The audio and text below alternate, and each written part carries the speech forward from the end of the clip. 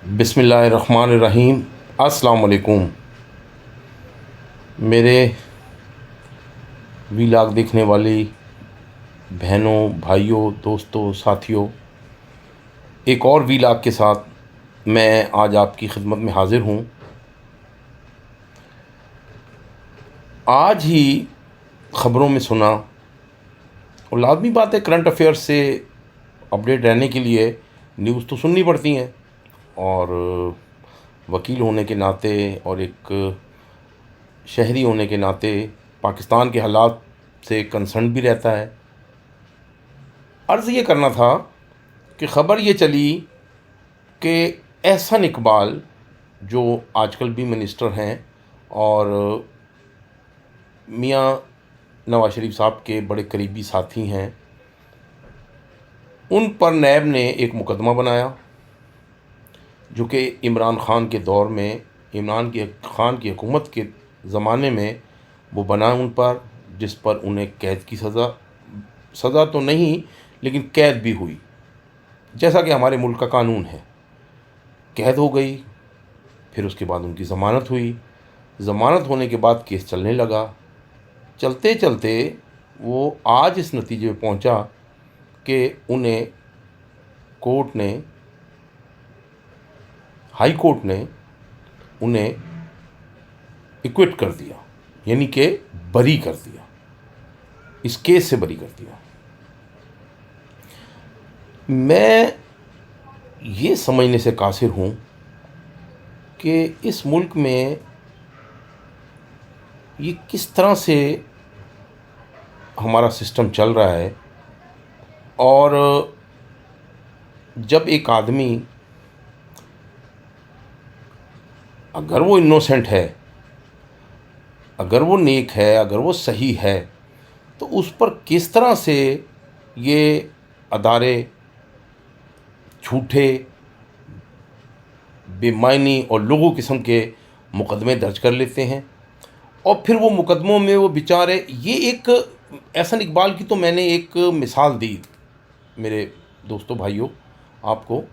ये सुबह शाम हम देखते हैं, इस मुल्क में ऐसा ही होता है। बल्कि पुलिस तो इससे भी ज़्यादा ब्रूटल रवैया अख्तियार करती है।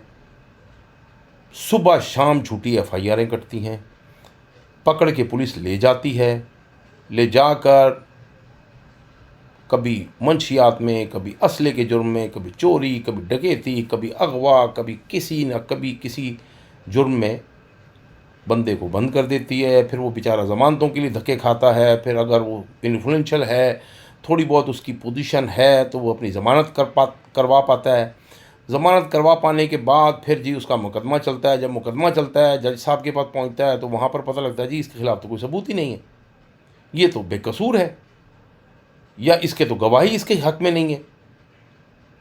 वो बेचारा साल, 6 महीने, 2 साल जेलों के धक्के खाता है। उसको कहते हैं जी कच्चा कैदी। कच्चा कैदी क्या जी? कि जी उस पर इल्ज़ाम है। अब भाई इल्ज़ाम में बंदा बंद हो गया तो वो तो रुल गया ना। यही कुछ एहसन इकबाल के साथ भी हुआ। लेकिन एहसन इकबाल की मैं मिसाल आपको इसलिए दे रहा हूँ कि एहसन इकबाल आज भी मिनिस्टर हैं, और इससे पहले भी वो मिनिस्टर था। इमरान ख़ान के दौर में उस पर मुकदमा बना, और इस तरह के मुकदमात सियासतदानों पर और लोगों पर बनते रहते हैं, और ये एक दूसरे पर भी बनाते रहते हैं। ये इनका वतीरा है। लेकिन मुझे समझ ये नहीं आती कि ये सारे मिलकर असम्बलियों से, नेशनल असम्बली से, सेनेट से कोई ऐसी बेहतर और काबिल तारीफ़ कानून साजी क्यों नहीं करवा पाते कि जिससे ये तमाम इशू एड्रेस हों।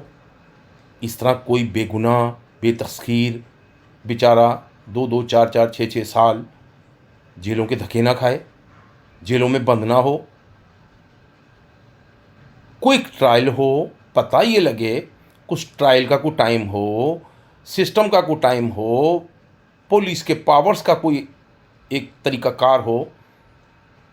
अब मुझे बताएं कि या तो फिर हमें एहसन इकबाल साहब ये करके दिखाएं कि अब चूँकि उनको कोर्ट ने एक्विट कर दिया है, तो ये जितना अरसा वो जेल में रहे, जो उसने तकलीफ़ या दुख बर्दाश्त किया, इसके लिए वो ज़िम्मेदार ठहराएं किसी को, उन पर मुकदमा करें, उनको कोर्ट में घसीटें और उनको हमारे सामने सज़ा दिलवाएं, ताकि एक मिसाल कायम हो। और फिर पुलिस को या नैब को या किसी भी अदारे को या किसी भी वक्त के हुक्मरान को ये जुर्रत और हिम्मत ना हो कि लोगों पर झूठे मुकदमात बनाए और लोगों को इस तरह से ज़लील और रुसवा करे। लेकिन मुझे ये लगता है कि हमारे हुक्मरान ये काम करेंगे नहीं। क्यों? कि ये एक दूसरे को इसी तरह बंद करके, एक दूसरे को इसी तरह सज़ा दे के, झूठे मुकदमात करके, और फिर इसी तरह आम कॉमन मैन, कॉमन सिटीज़नों को भी ये परेशान और रुसवा करके इनकी रूह को तस्कीन मिलती है। ये इस सिस्टम के बेनिफिशरी हैं, ये कभी भी इस सिस्टम को बदलना नहीं चाहेंगे।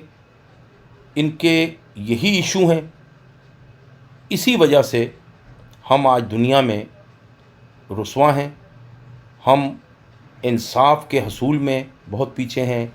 हमारी अदालतों की रेटिंग बहुत ज़्यादा नेगेटिव है, या जो भी है आपको पता ही है, मुझे मज़ीद कुछ कहने की ज़रूरत नहीं है।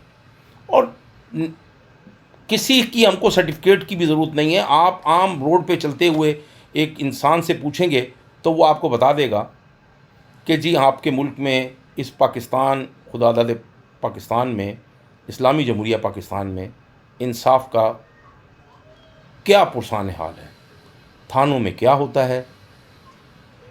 अगर हमारी हुकूमतें ये चाहें तो यार किसी थानेदार की जुर्रत मजाल है, किसी नैब के ऑफिसर्स की ये हिम्मत और जुर्रत है, और अगर उसे पता ये लग जाए कि ये वार मुझ पर पलट कर आ सकता है, मैं किसी पर झूठा मुकदमा बनाऊंगा तो मेरा वो अंजाम होगा।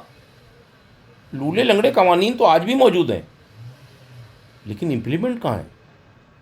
ओ भाई, हमें तो इम्प्लीमेंट होता हुआ नज़र आना चाहिए। हमें पता लगे कि कहाँ पर इम्प्लीमेंट हो रहा है, कौन इम्प्लीमेंट कर रहा है, और कॉमन मैन ठोक बजा कर कह सके कि किसी के बाप में ये ज़रूरत नहीं है कि मुझ पर कोई झूठा या गलत मुकदमा दायर कर सके।